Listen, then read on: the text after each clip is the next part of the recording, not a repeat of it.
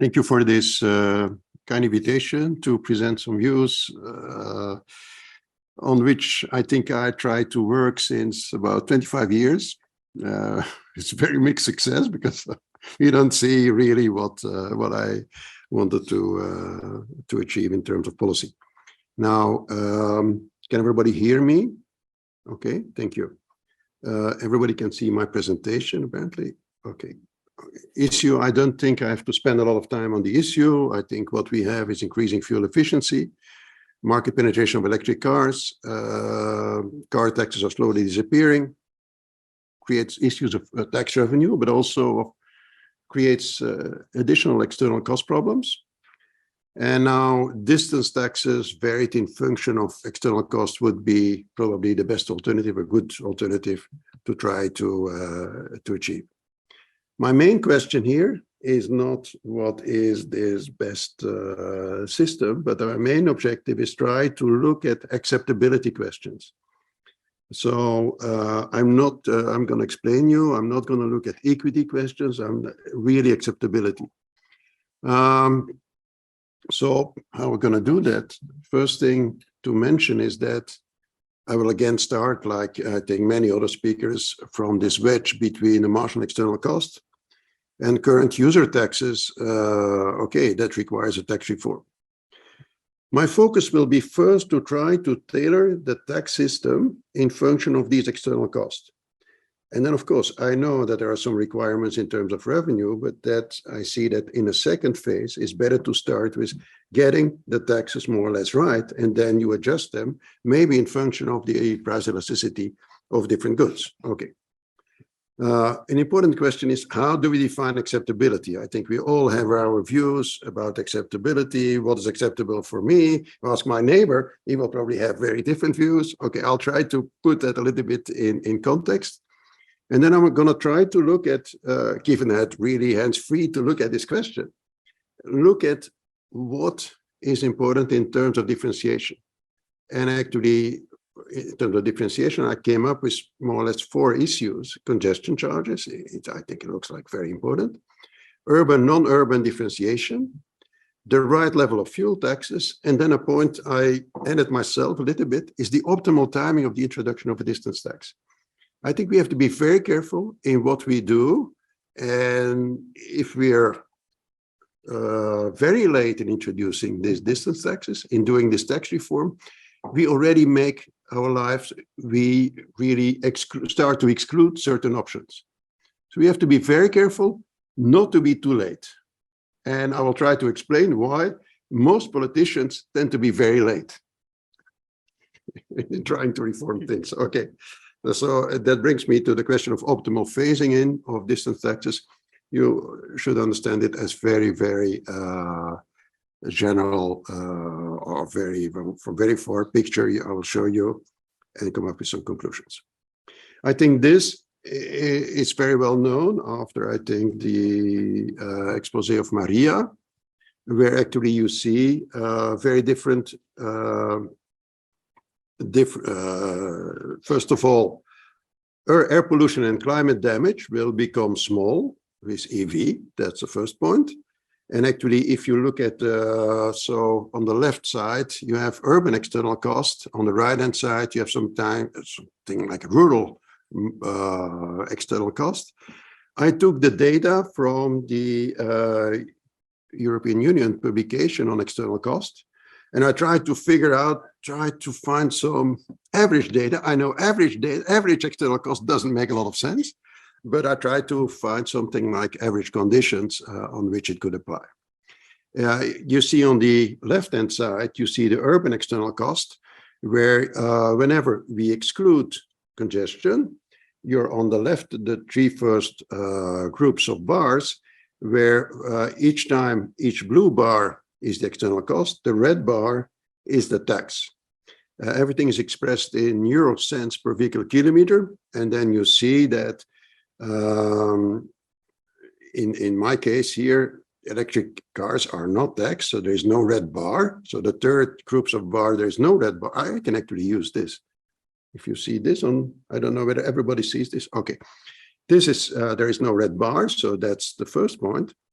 Then the second point, of course, here, whenever we include congestion, if you look at gasoline cars, and the same also for diesel cars, you have very high congestion cost. To be fair, what I did is I divided the marginal external cost by a factor of 2. A factor of 2, I just say it's a blunt factor of 2. Why? Because once you start charging the marginal external cost, of course, it decreases, because that's the idea. The idea is that you reduce the traffic. And so it may be a factor not 2, maybe smaller than 2, whatever, but to make it clear, it will, I just present it this way. Now, of course, you can see that also electric cars, because also a lot of congestion, are not taxed. Things are very different on the rural side. On the rural side, we see, to look at the non-congestion cost, and here we can agree how important is air pollution, how important are accidents. Accidents can be negative, I agree with that. So accidents and so costs anyway are here much smaller in terms of air pollution. And by the way, carbon costs are counted here at 100 euro per ton in this study, with which I agree for the moment. Okay, you see that also there will be some congestion costs, but anyway, they're much smaller than in the case of urban areas. Final point to notice is something called the average cost of infrastructure. I think it's also in this European publication, you can see the average cost of infrastructure is something like 3 euro cents per vehicle kilometer. Now, this average cost of infrastructure, what is it? It's simply the total cost of infrastructure, of road infrastructure, divided by the number of vehicle kilometer, where there's not really a distinction between a car and a truck. So you can disagree on what it really means. But just to give an order of magnitude, imagine that we had only cars, then this 3 cents is more or less necessary to cover the cost of the road system on average in the EU. Okay. Now, average costs are not marginal costs. The marginal infrastructure costs are much smaller for a car. A car will not demolish the road. The trucks will. And so for the trucks, that's a very important difference. Okay. Definition of acceptability, this is a very important point. We look for political acceptability. That's clearly, I think, also of interest in ITF. And what we are looking for is some kind of what we call a Pareto improvement. How can we come up with a change or tax reform in which a large majority of the population would see some kind of improvement in their condition? Now, we see improvement in terms of utility. I'll later start to make a difference between utility and taxes, because it can be that you pay more taxes, but you still have higher utility. Okay. I'm going to do this in a very, very simple way in order to avoid modeling a political process. Whenever you want to go into a political process, you have all kinds of institutions. You have to rely on the quality of politicians. You can have good institutions, but good institutions should keep out bad politicians. But simply, this political process itself is difficult to model. Difficulties will be different for every country. A final point that is important. I'm a very simple economist. I'm going to just simply use economics. This means that I'm going to rely on revealed preference of behavior. I'm going to use things like consumer surplus, in which we try to see people buy so much of these goods, and if the price goes up, they buy less. And I assume that this is the best they can do for their own utility. Now, very often you find a large difference between what people do and what people think they do, or what people think about what should be done. And so there's an enormous difference sometimes about surveys and about real behavior. And my problem is difficult to deal with that.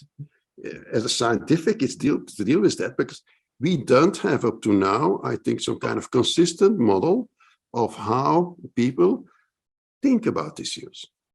we have more or less consistent model about how people behave. Maybe consistent, okay, there can be many mistakes and can be improved, but we still know what people do, and we can try to infer some preferences out of that. Whether people say, I don't like this and I don't like that in a survey, yeah, it's sometimes contradictory with what they do, and we don't have a good model to look at this question. If we have such a good model, we can try to bring these things better together and make progress on that point. So this is a note of caution. It's also important, so what we try to do, first instance, is to look at the tax reform accounting per individual, because we want a maximum number of individuals to agree with a given proposal. Whenever we do a tax reform, we should be careful to think about a budget neutral tax reform. Of course, when the tax reform is not budget neutral, sometimes can be easy. And a lot of political proposals are not budget neutral. They just leave a large gap in the budget. So that's important.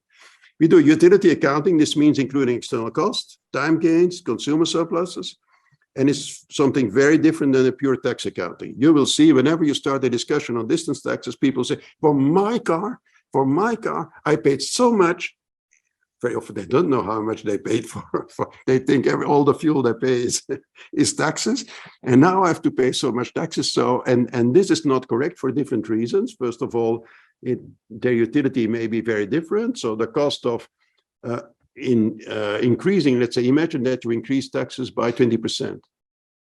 Do we then have to take just what they spent on fuel and multiply that times 20% of the tax, 20% of the fuel cost? No, because that's a question of consumer surplus.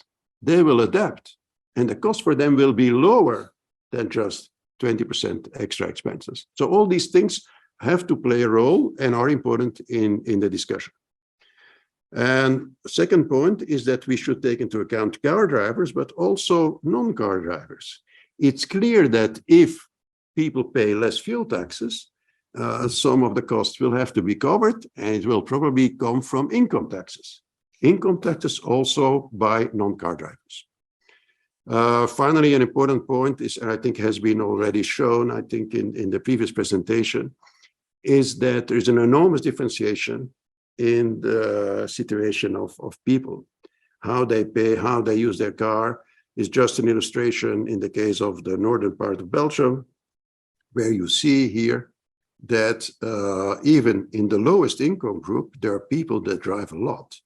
Even if on average, the rich people drive more, on average, there are still a lot of poorer people that drive a lot. And so these are the problems we can get if we look at simply also acceptability. Okay, let me start with congestion pricing. To look at my watch, and their acceptability. This is some kind of traditional graph. I think the simplest graph you can imagine about congestion pricing, where actually we have the whole population here is N. This is the demand for using the car in the peak. We have an average cost, including time cost, that goes up because of more and more people on the road, delays, whatever. And then we know that the marginal social cost in this simple version, the marginal social cost has twice the slope of the average cost. And then we know that, why is that a problem? First of all, because the marginal social cost, what it really costs to society, why is the marginal social cost higher than the average cost? Because whenever I add my car to the road, I will delay all other cars in the system. So initially, what we see is that the willingness to pay, the real value of a trip, is smaller. This is the existing equilibrium. Here, the initial value of the trip, which is given by my aggregate demand function, is lower than the marginal social cost. So this is my wedge, which we were discussing later, which we were discussing a minute ago.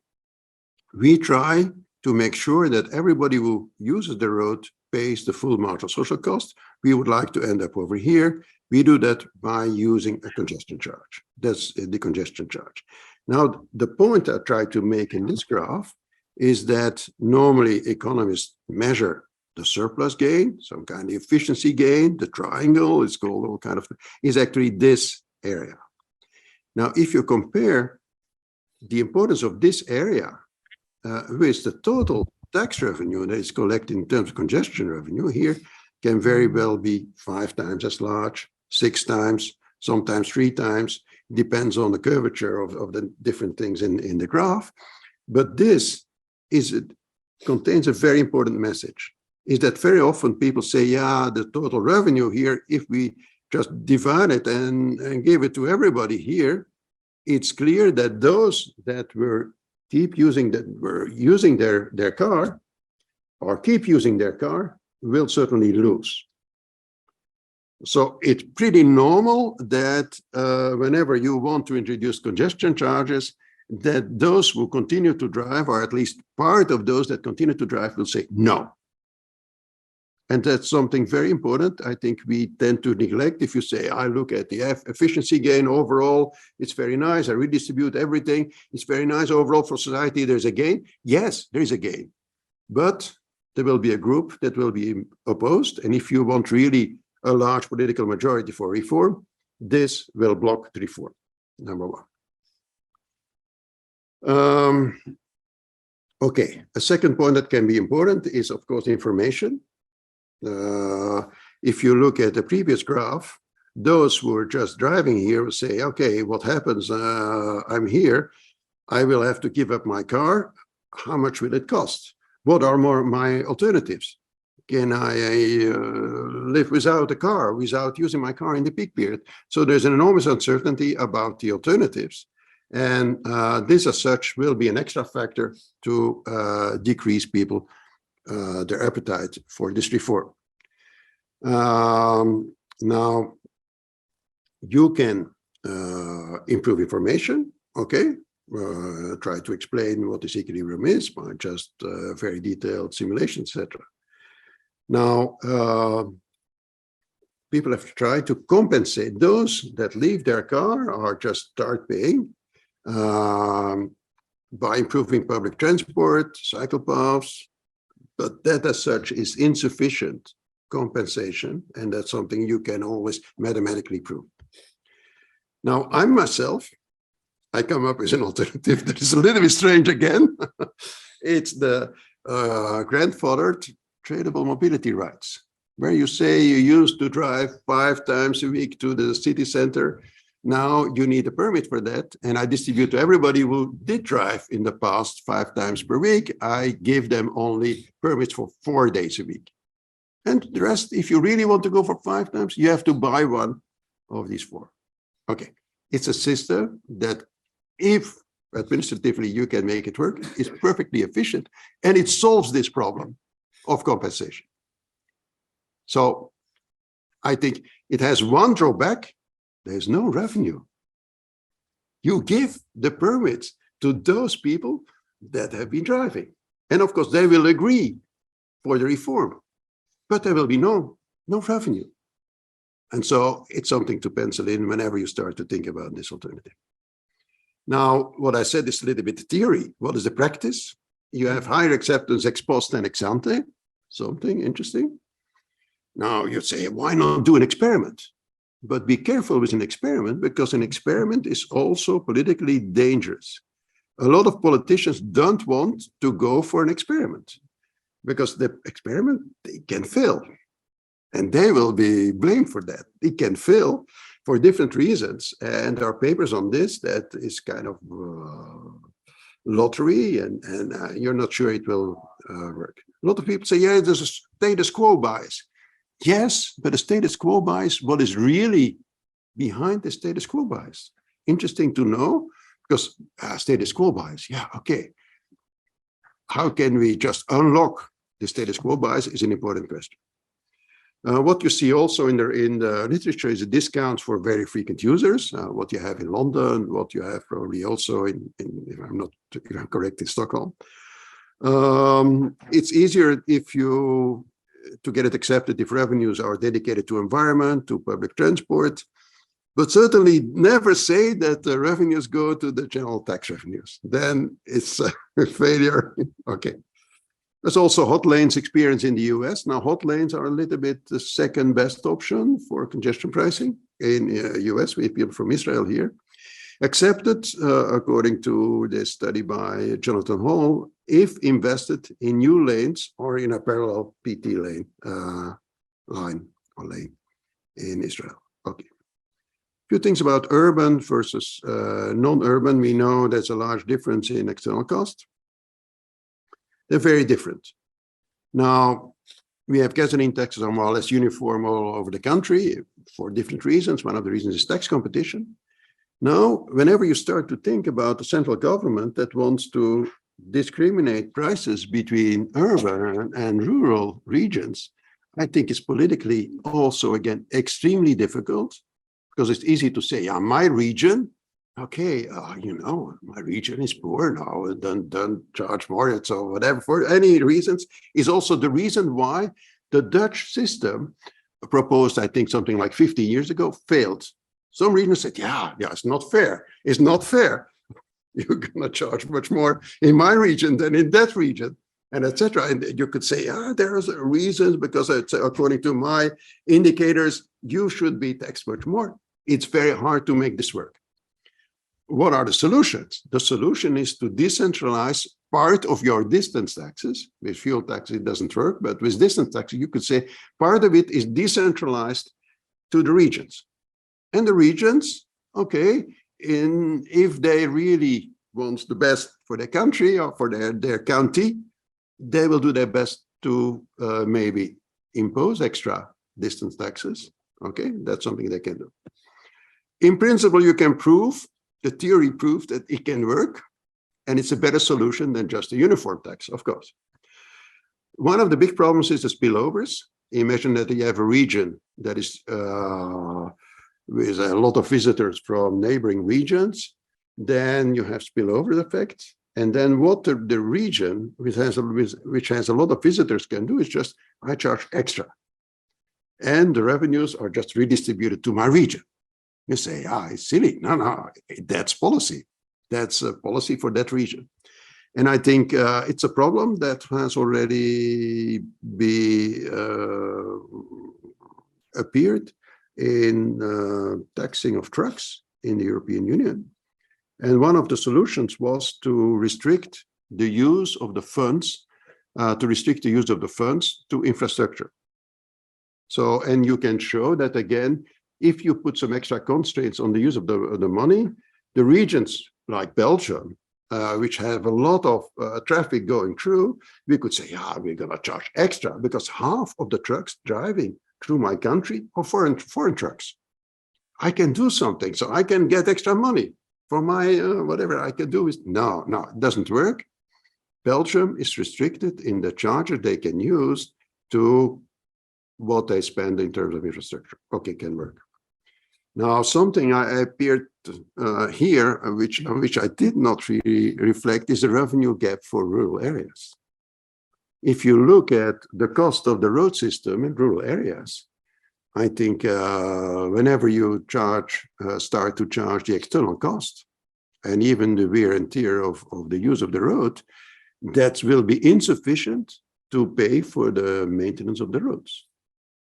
And I think it's a problem I discovered, I'd say I became aware of here. Okay. Pricing the use of fuels.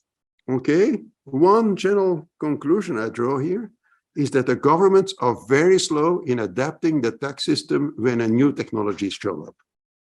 And we have seen that with diesel. I think I lived this dieselization. And diesel suddenly became a better technology in the 90s. And suddenly you see that in Belgium, we ended up with almost 60, 70% of diesel cars because we did not correct our tax system. While the Dutch, they did.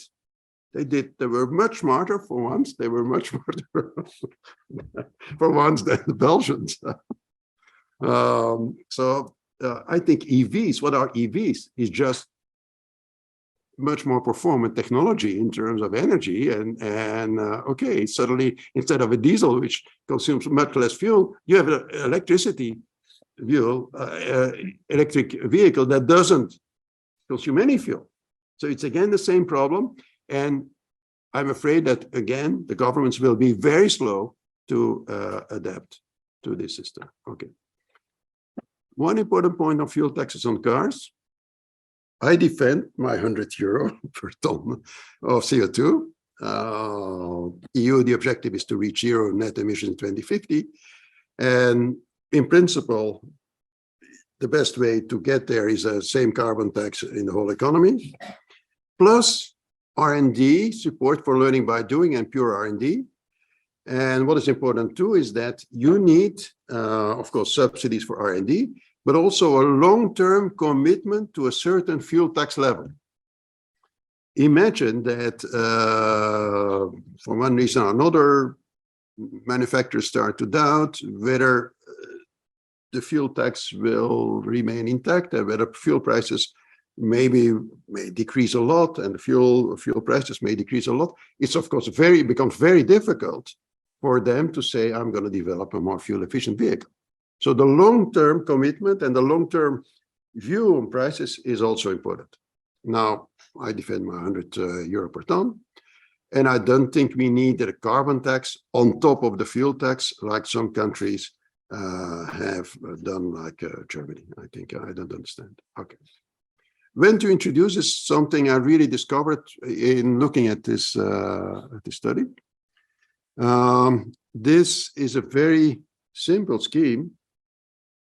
It's just a scheme. There's no computation. It's no computation behind. We are in 2020. We need to introduce somewhere reform a new tax system. Okay. We see that average tax on cars here.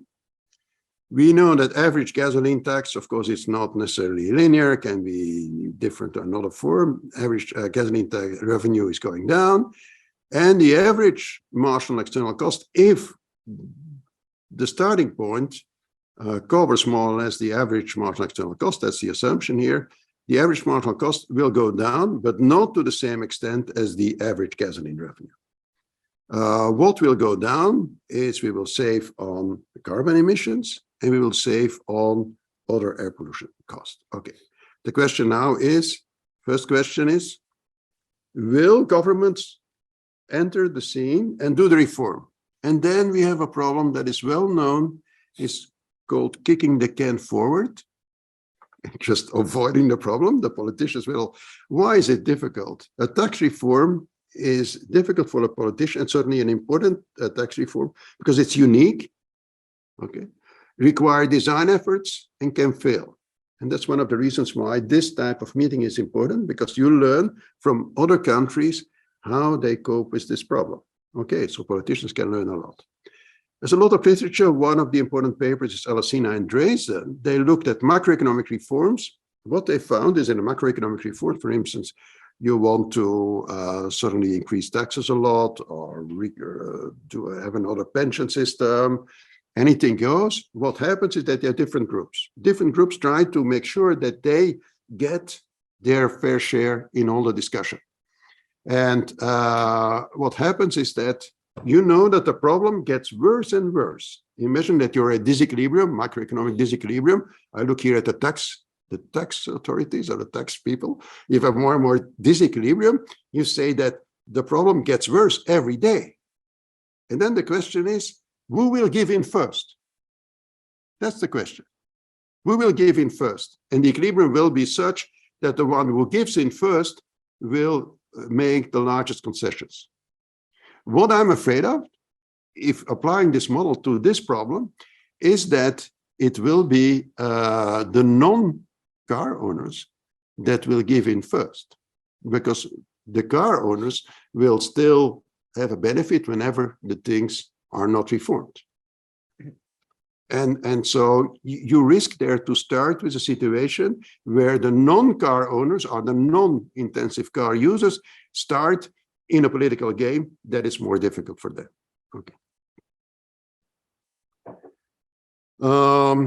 How can you avoid? I think, first of all, government should be aware that there is a problem by publishing the way they substitute for the missing gasoline revenues. I think we saw already some figures where the revenues of gasoline taxes are going down. Okay, it's time that in every country, people start to be aware of that. So something needs to be done. It's number one. The second step, which is important, for instance, which was important for pension reform, was to know what people pay in terms of taxes for using their car. A lot of people have no clue what they pay in terms of taxes. Maybe politicians are afraid of showing that, but I think it's better to start with a clear picture. And then I suggest to start by implementing a new user tax for EVs, as long as they are still a small share of the carbon stock. I will try to explain that more clearly. Now, I'm not afraid of stopping. I think we will not see a stop on EV introduction, at least not in the EU, because it's mainly driven by the fuel efficiency standard.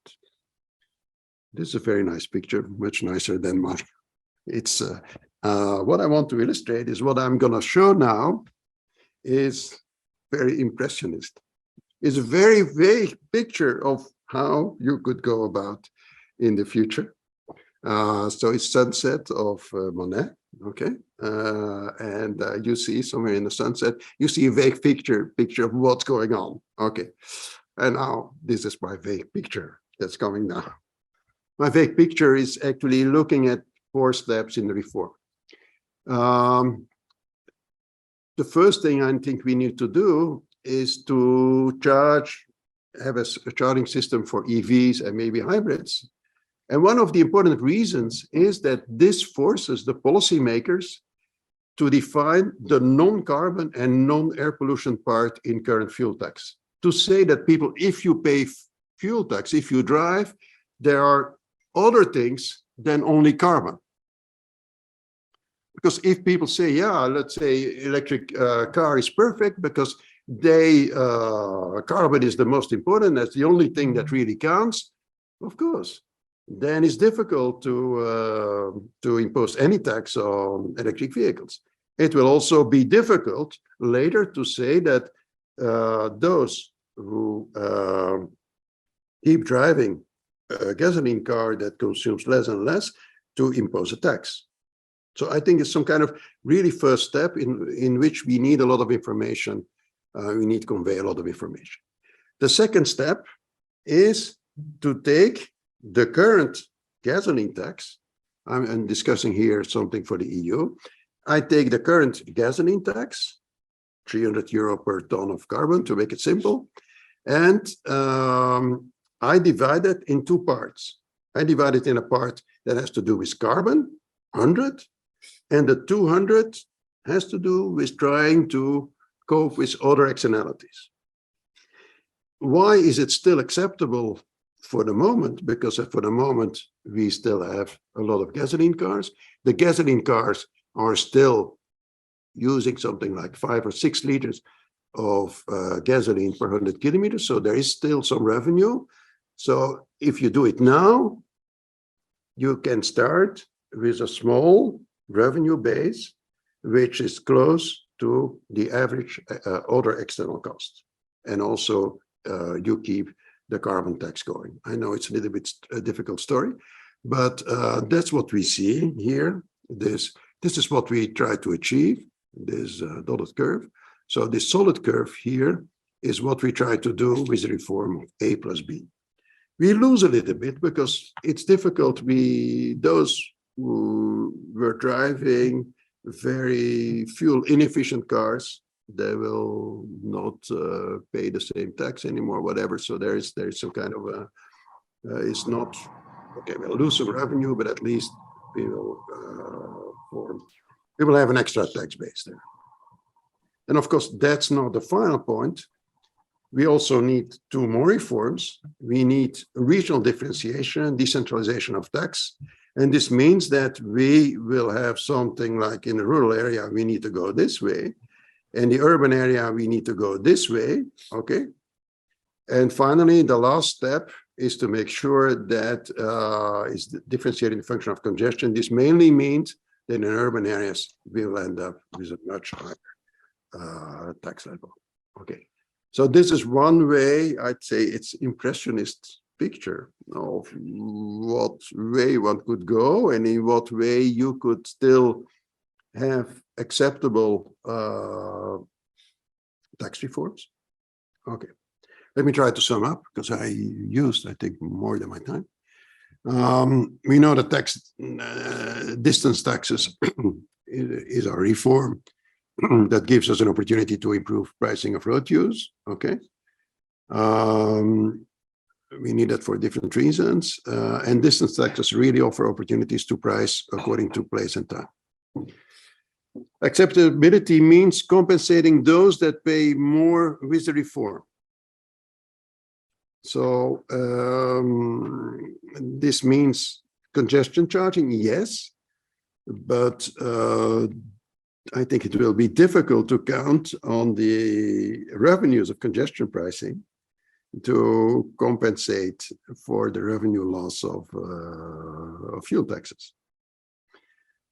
Urban, non-urban differentiation is clearly important, like shown in the case of Sweden, and I think many other countries also in the EU have this issue.